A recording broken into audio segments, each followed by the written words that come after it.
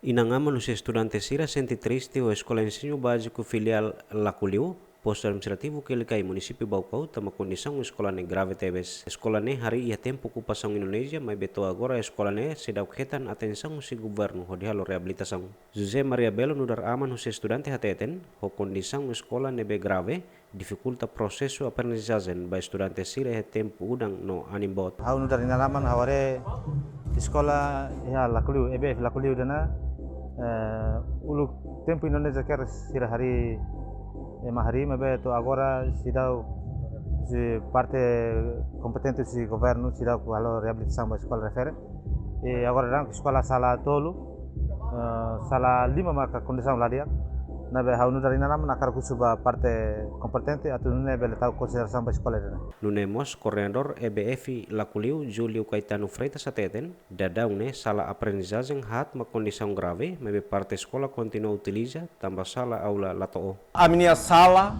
maka latoo, so sala tolu maka di aquela e sala ida ame professor sira halu escritório e sala rua de maka processo de aprendizagem lá baoin.